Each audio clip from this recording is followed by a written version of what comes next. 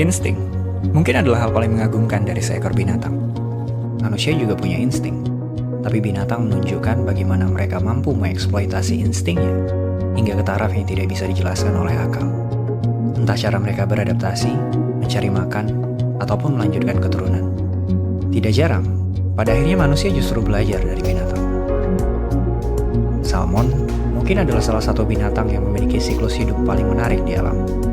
Siklus hidup yang memperlihatkan kepada manusia tentang arti dari prinsip dan perjuangan.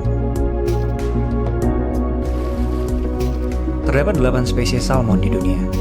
7 berasal dari Samudra Pasifik dan 1 dari Samudra Atlantik. Tapi meskipun dikenal sebagai ikan laut, salmon sebenarnya hidup di air laut maupun di air tawar.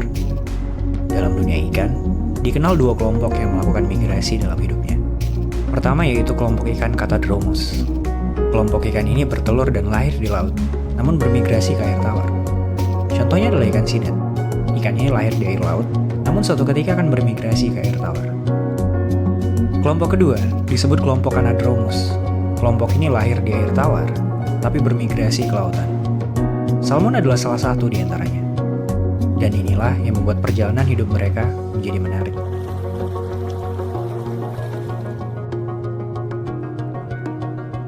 Di alam liar, panjang salmon bisa mencapai 75 cm dengan berat 6 kg, tergantung pada spesiesnya.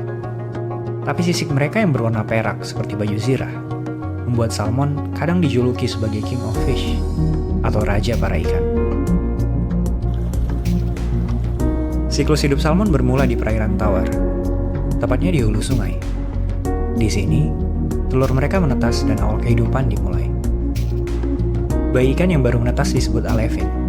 Mereka masih berwarna merah dan memiliki kantung yang melekat di tubuh mereka. Untuk sementara, ikan-ikan ini harus hidup di antara tumpukan kerikil yang ada di dasar sungai. Setelah sekitar 5 minggu, mereka tumbuh menjadi ikan-ikan kecil dan mulai menjelajahi sungai. Panjangnya sekitar 2 cm dan mereka memakan plankton. Fase ini di mana salmon mulai belajar mengenali bahaya. Banyak yang akan mati karena predator, kalah bersaing, ataupun terseret arus sungai. Tapi untuk mereka yang berhasil mencapai usia 1 tahun, sudah hampir mencapai tahap dewasa. Ikan-ikan ini disebut smolt. Di fase ini, mereka akan berkumpul dan membentuk grup, bersiap memulai migrasi pertama mereka menuju lautan. Jarak menuju laut bukan sedikit, ada yang harus menempuh perjalanan sampai 2.500 km, tergantung tempat di mana mereka dilahirkan. Salmon Chinook yang bermigrasi dari Sungai Yukon di Kanada bahkan harus berenang sejauh 2.960 km untuk sampai ke laut. Belum lagi, selama perjalanan menuju laut, salmon akan menghadapi banyak rintangan. Terutama di daerah muara sungai. Di sini, berbagai predator sudah berkumpul. Ada bangau, anjing laut, dan bahkan manusia. Tapi mereka yang selamat akan sampai di laut dan melanjutkan petualangannya. Salmon memiliki kemampuan untuk beradaptasi dengan air asin. Mereka melakukan proses yang disebut osmoregulasi. Salmon bisa mengontrol jumlah larutan dalam tubuhnya agar tetap seimbang.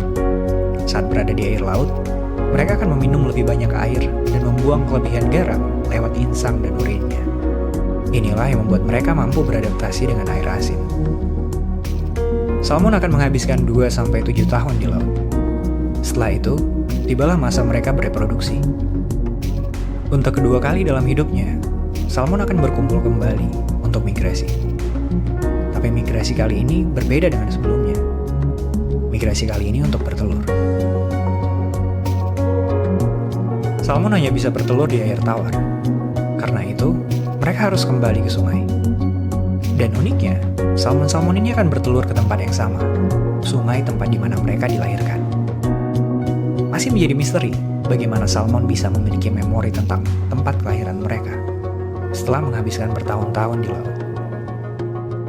Pada musim gugur, antara bulan September sampai November, merupakan waktu yang tepat bagi salmon untuk bermigrasi.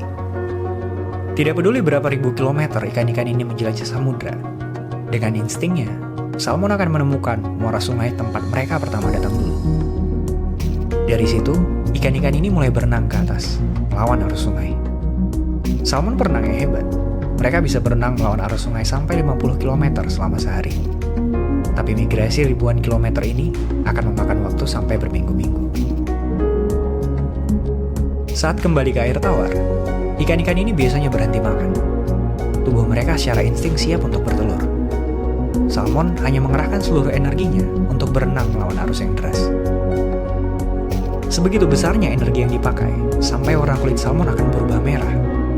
Hal ini karena selama proses migrasi, salmon akan menghabiskan semua cadangan lemak yang mereka simpan. Akibatnya, pigmen yang mengubah daging mereka menjadi merah, ikut mengubah warna kulit mereka. Kalau kamu pernah melihat warna daging salmon liar, daging mereka berwarna merah terang. Warna merah ini timbul akibat adanya pigmen yang mengandung astaxanthin. Astaxanthin adalah senyawa kimia yang biasanya terdapat pada ikan atau buah-buahan yang berwarna merah.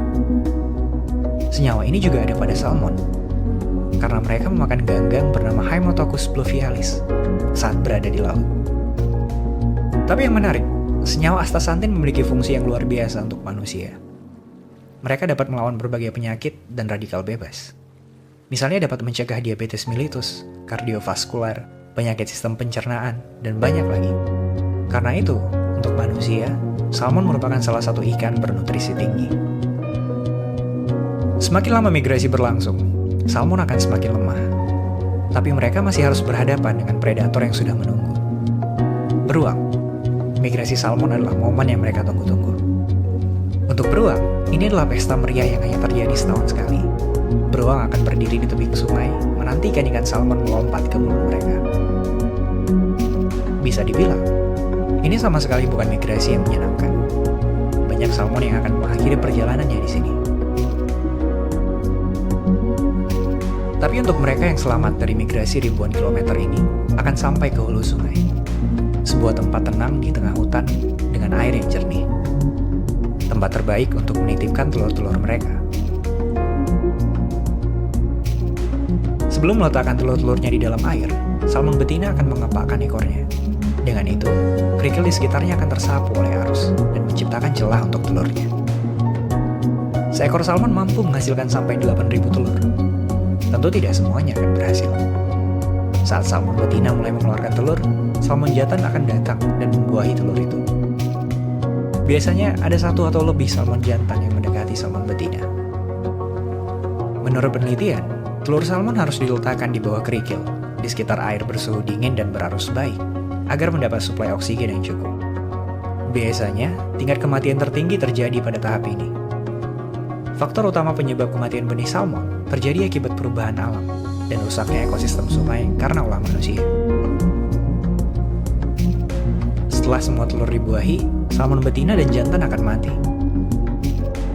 Ini karena energi mereka habis digunakan selama perjalanan. Walau ada pula yang bisa bertahan dan kembali ke laut, seperti dari jenis salmon Atlantik, namun sangat jarang jumlahnya.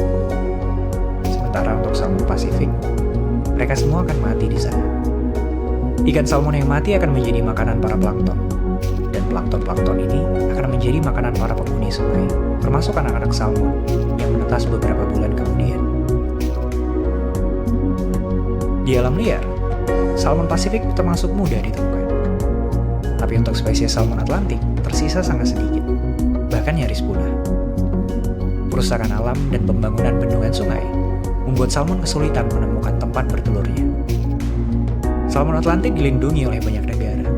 Yang beredar di masyarakat kebanyakan hanyalah salmon Atlantik hasil dari peternakan. Salmon adalah makhluk yang mengagumkan. Mereka sanggup melawan arus air, menahan luka-lukanya, dan mengambil resiko mati dimakan predator untuk mencapai satu tujuan, yaitu bertelur di hulu sungai. Ikan ini tidak pernah mengenal siapa orang tuanya. Ya mereka tahu, anak-anaknya harus tumbuh di tempat terbaik, apapun yang terjadi. Dan untuk mereka, tempat terbaik itu adalah tempat di mana mereka dilahirkan.